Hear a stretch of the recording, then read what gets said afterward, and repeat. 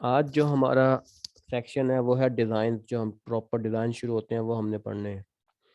तो सबसे जो बेसिक डिज़ाइन आता है वो होता है कंप्लीटली रैंडमाइज्ड डिज़ाइन। तो बेसिक डिज़ाइन है ये हमारे पास एक्सपेरिमेंटल डिज़ाइन में। लेकिन बेसिक डिज़ाइन होने के साथ साथ ये जो डिज़ाइन है ये सबसे पावरफुल डिज़ाइन है, क्योंकि वो प्लॉट, वो एक्सपेरिमेंट जिसमें हम सी आर डिज़ाइन अप्लाई कर सकते हैं वो सबसे अच्छा और सबसे बेहतरीन एनालिसिस उसका होता है। So that's why this is one of the most powerful but basic design, C R design जिसे हम कहते हैं।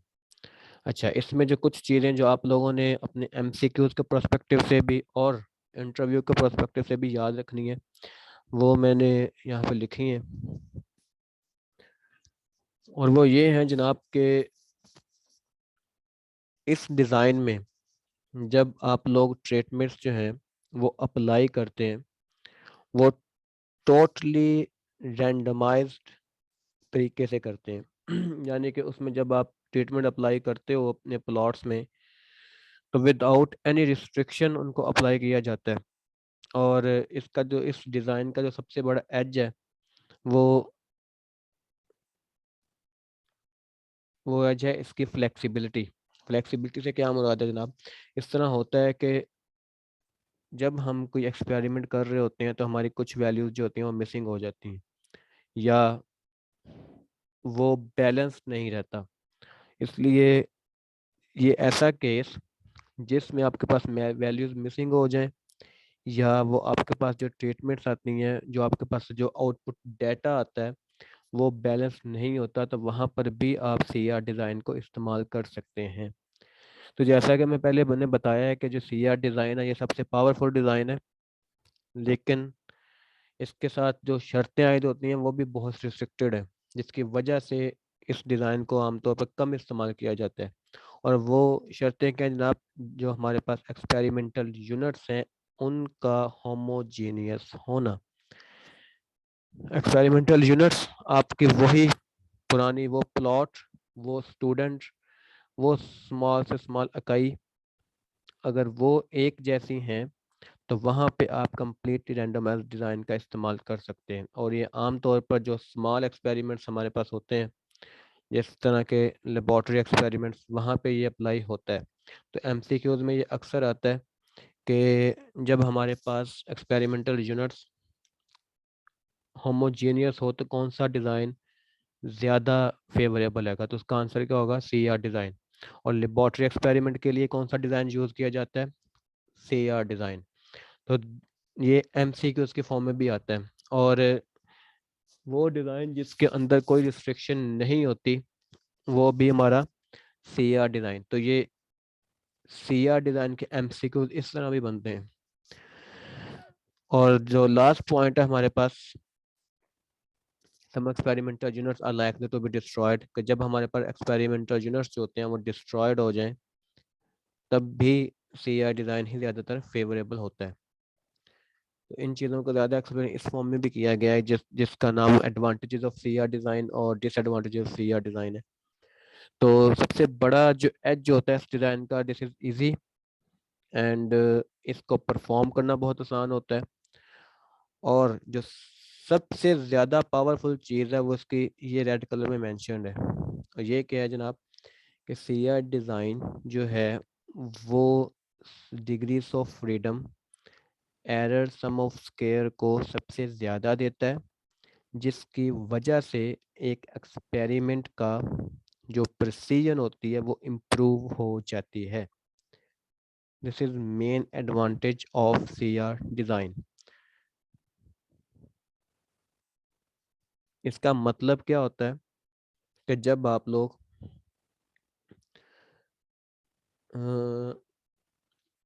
लेट्स से हम एरर को, हमारा मकसद होता है रिड्यूस करना, कि वो एक्सपेरिमेंट जिसका एरर सबसे कम आता है वो सबसे अच्छा एक्सपेरिमेंट माना जाता है। तो वो कम कब आता है? कि जब आप इसका एनालिसिस करते हो। Let's say this is your analysis of C, या जो अनोवा टेबल बनता है वो है। तो आप यहाँ पे करते क्या हो जनाब, मीन स्क्वायर एरर्स का आगे आप एफ रेशियोज निकालते हो, और ये मीन स्क्वायर एरर्स किस तरह निकलती है कि सम ऑफ स्क्वायर को डिवाइड करते हो एरर की डिग्रीज ऑफ फ्रीडम पे। अच्छा, तो ये जितनी वैल्यू होगी उसका डिवाइजर जितना बड़ा होगा, ये जो वैल्यू है वो उतनी कम होगी, और जितनी ये वैल्यू कम होगी उससे ये वाली वैल्यू भी कम होगी। लिहाजा डिग्रीज ऑफ फ्रीडम के साथ सम ऑफ स्क्वायर का सीक्वेंस बनता है, और सम ऑफ स्क्वायर से आगे जब हम मीन स्क्वायर एरर निकालते हैं तो एफ ओवरऑल कम हो जाता है, जिससे हम ये फैसला कर लेते हैं कि इस जो डिज़ाइन हम यूज़ कर रहे हैं इसकी प्रिसीजन जो है सबसे अच्छी है।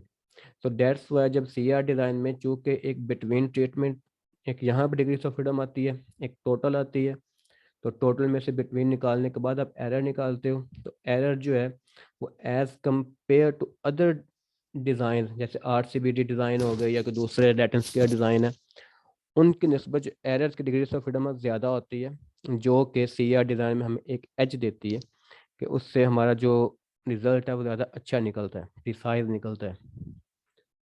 आई होप इस पॉइंट की लोगों को समझ आई होगी। अच्छा, एक बार अगेन रिपीट कर दे। रिपीट। ओके। आपने ये बताया ना कि जो जब एरर की डिग्रीज ऑफ फ्रीडम बड़ी हो तो मीन स्क्वायर एरर कम आएगा और एफ ओवरऑल कम होगा। हम्म। हाँ, तो ठीक है। इसमें बेसिक मकसद ये होता है कि जब हम इसका मज़ीद जो एक्सप्लेन हो जाएगा जब हम इसका आगे एडवांटेजेस में जाएंगे, और सॉरी एनालिसिस में जाएंगे।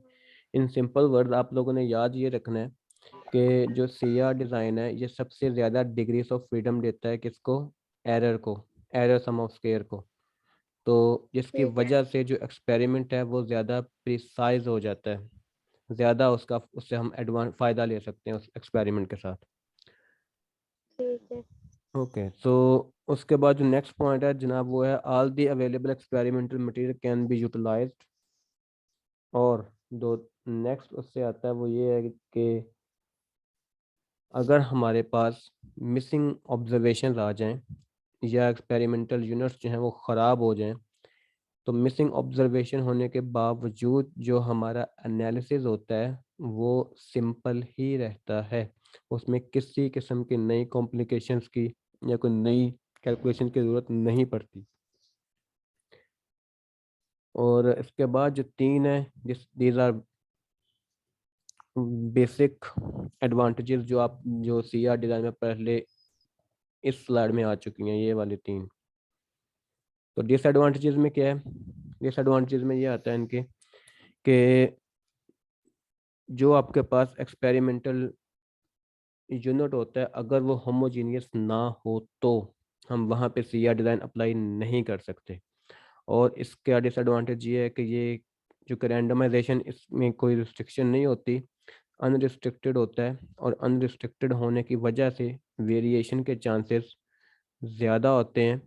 सो दैट्स वाई वो भी एक इसका डिसएडवांटेज है कि जो रैंडमाइजेशन है वो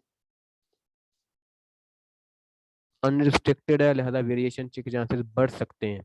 उस बढ़ने की वजह से भी CR डिज़ाइन का वो डिसएडवांटेज बनता है।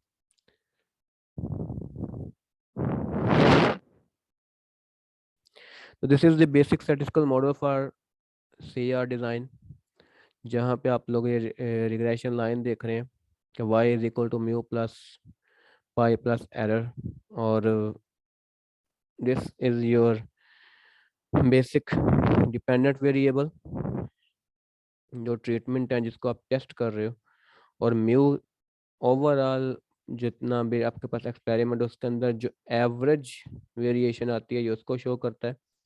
और ये ट्रीटमेंट में से जितने भी आपने फ़र्ज़ करें 5-6 हज़ार 2 हज़ार लेट्स जितने भी आपके पास स्टेटमेंट्स हैं उनमें से कोई एक आइट जिसको आइस नाम शो कर रहे हैं, कोई एक आइट ट्रीटमेंट की वजह से जो वेरिएशन आ रही है वो हमारे मॉडल में ये चीज़ कैप्चर करती है, और this is your random error.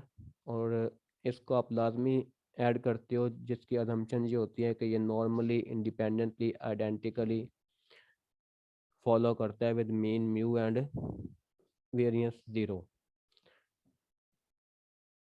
यहाँ पे एक चीज़ जो लाजमी बताने वाली है वो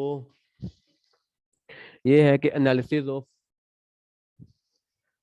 एक्सपेरिमेंटल डिज़ाइन में कहा यह जाता है, जो मिसअंडरस्टैंडिंग है स्टैट्स वालों में, स्टैटिस्टिशियन में, कि जी वन वे और नोवा जो है वो सी आर डिज़ाइन एक ही बात है, दोनों को एक ही दफ़ा पढ़ लो।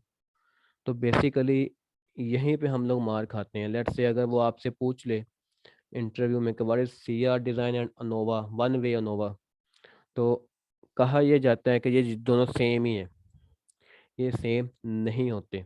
ये बात आप लोगों ने याद रखनी है। सी आर डिज़ाइन में क्या होता है, सी आर डिज़ाइन एक प्रॉपर डिज़ाइन है जहाँ पे आप लोग एक ट्रीटमेंट के सिलेक्ट करने से लेके उस ट्रीटमेंट के बारे में फैसला करने तक सब कुछ जो अमल आप करते हो वो पूरा एक सी आर डिज़ाइन है।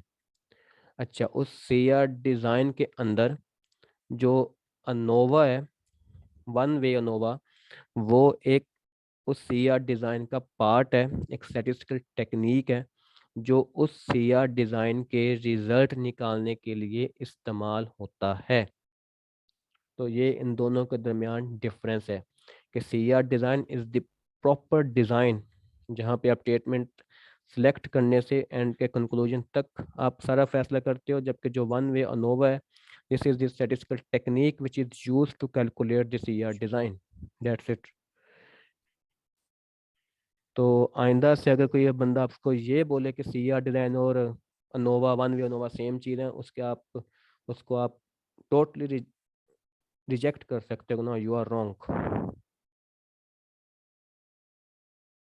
तो सी आर डिज़ाइन की ये कुछ सीधा सीधा चीज़ें थी जो आप लोगों ने याद रखनी है। और उसमें क्या था पहले कि बेसिक डिज़ाइन है, इसमें जो आपके पास डाटा है वो होमोजीनियस होना चाहिए, एक्सपेरिमेंटल यूनिट्स जो हैं वो होमोजीनियस होने चाहिए। ये स्मॉल जो एक्सपेरिमेंट्स है वहाँ पे परफॉर्म होता है लेबॉर्ट्री के लिए। फिर इसका जो स्टैटिस्टिकल मॉडल आ गया वो हो गया, और वन वे अनोवा का आगे इसमें इस्तेमाल होता है। तो सी आर डिज़ाइन की जो थ्योरी के हिसाब से ये कुछ चीज़ें जो हैं जो आप लोगों ने याद रखनी है लाजमी।